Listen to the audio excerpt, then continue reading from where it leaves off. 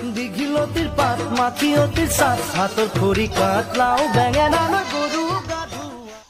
Hey guys সকলোকে ৰঙালী বিহুত মোৰ তৰফৰ পৰা আন্তৰিক শুভেচ্ছা জ্ঞাপন কৰিলোঁ। বলকচোন আমি যাওঁ, আজি গৰু বিহু, গৰু গা ধুৱাব।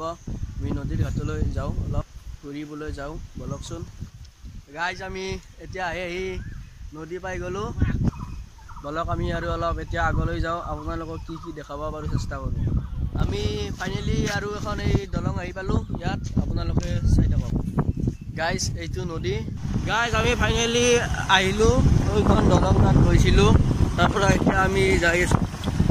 গাইজ ৰাস্তাৰ একচি কালি ৰাতি বৰষুণ আহিছিল,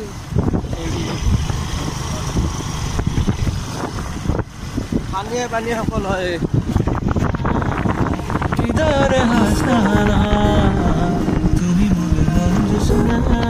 গাইজ আমি আহি আৰু আগৰ নদীটো পালোঁ।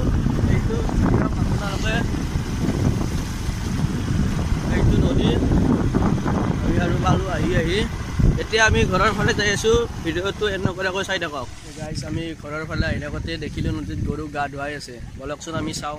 দীঘিলতিৰ পাত মাখিয়তিৰ চাত হাতৰ খৰি কাট লাও বেঙেনা গৰু গা ধুৱাবলৈ যাওঁ।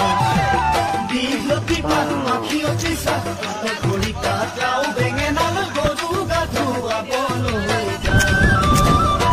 আজিয়ে পাব লাগিব কিন্তু চুৰিয়াখনৈ ককাইদেউৰ পাঞ্জাবী চোলাটো দিবি নোসোধাকৈ। চহৰৰ বিহু মেলাত হুঁচৰি গাবলৈ যাব যে লাগিব আজি আমাৰ গাঁৱৰ হৈ।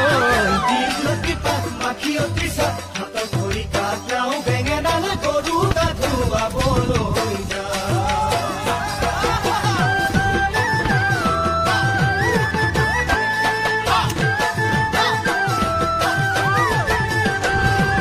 বাকচতে তোৰ আছেনে বাৰু ফুলাম গামোচা পকোৱা সূতাৰ মূৰতে পাক মাৰি ল'বলৈ। গাইজ ফাইনেলি গৰু গা ধোৱা হৈ গ'ল। এতিয়া আমি অলপ আৰু আগবাঢ়ি যাওঁ, আপোনালোকক কি দেখুৱাব পাৰোঁ আমি অলপ গাইজ। এতিয়া আমি অলপ আগলৈ গৈ আছোঁ।